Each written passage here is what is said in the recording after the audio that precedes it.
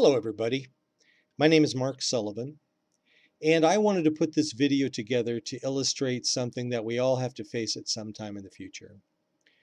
And that's when we pull out our Social Security benefits. Those Social Security benefits are ours. We paid into them, and we need to get that money out at some point in the future. And currently, the way Congress has dictated, there are 3 points in time where that time occurs: when you're age 62, when you're age 66 plus 10 months, and when you're 70. So what I've done is I've taken an actual person's retirement or Social Security benefits report and crunched the numbers and see how much money is paid out over time and compare the three plans and see how much money is lost. Yes, see how much money is lost if you wait. Because in my opinion, if you have the ability to pull out money and you opt out and decide to wait, those months that you wait are gone. They don't come back. So the money is gone and it doesn't come back for that month. So I think it's important to understand what that loss looks like. And another way to look at this is the overall value of the plan. In other words, the total amount of money that you've pulled out of every plan and see which one wins. So let's take a look at this. Plan A, 1742 in this particular plan. Plan B, 2621 a month, and Plan C, when I'm age 70, at 3406, which is a full $1,600 more on a monthly basis than the amount I would receive if I had started at age 62. A full 96 months after Plan A starts. This is column counts the number of months. This is the age. This is the May 5th of every month moving forward. And these three columns, of course, indicate how much money you receive on that month for each plan. Notice Plan B kicks in here 58 months after the first eligibility date, and Plan C kicks in here at age 70. All right, and now these three columns indicate an accumulation of each plan over time. So, for example, Plan A, in the first year, I would have received almost $21,000. So all this does is just add this up over month. Plan B and Plan C. Notice that Plan B kicks in. I would have already received $101,000 in Plan A until Plan B kicks in, and I would have received Plan A money of $167,000 before Plan C kicks in of 3406. This column here calculates the maximum amount of each plan for a given month. For example, for here it says that Plan A is the best plan because I get the most amount of money in that month over time of $170,000.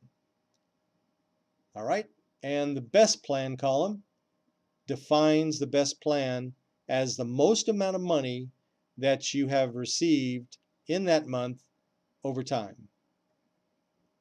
All right, so let's find out when Plan A, Plan B, and Plan C become the best plan, which is the most amount of money you can get out of the plan. So let's scroll down and take a look at this column here, and let's find out when Plan A becomes Plan B. Here we go. Plan B becomes the best plan, but I have to wait till I'm age 76 to get it. A full 170 months after the first eligibility date of my Social Security benefits. So assuming I'm alive at age 76, I would have received $296,173 versus $296,140. Notice that Plan C, even though I am eligible to receive that money, has not yet caught up with Plan A or Plan B, even though they're paying $3,400 a month. Now let's find out when Plan C becomes the best plan. Plan C becomes the best plan when I'm 80 years old, 227 months after the first eligibility date, where I would receive $446,000 versus $395,000 or $445,000.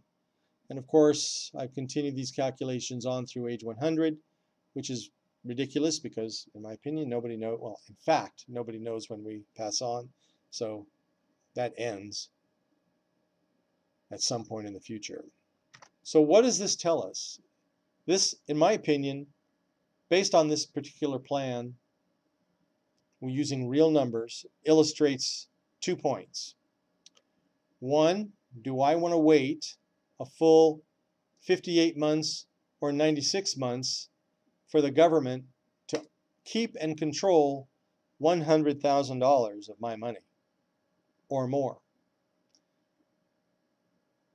That's a pretty scary thought. The second question is, do I want to wait till age 76 or do I want to wait till age 80 to get the best plan B or C? And in my opinion, it makes a lot of sense to go with Plan A, because I would have received almost $100,000 before Plan B kicks in, and $167,000 before Plan C kicks in, assuming I live past age 70. So that's, in my opinion, Plan A looks pretty good. And this, of course, will remain my opinion, and I encourage you to look into these numbers yourself and ask yourself these hard questions about not only how much money you get on a monthly basis, but how much money you've actually lost over time. And if you're willing to take those losses and let the government hold that money for you. Thank you for listening.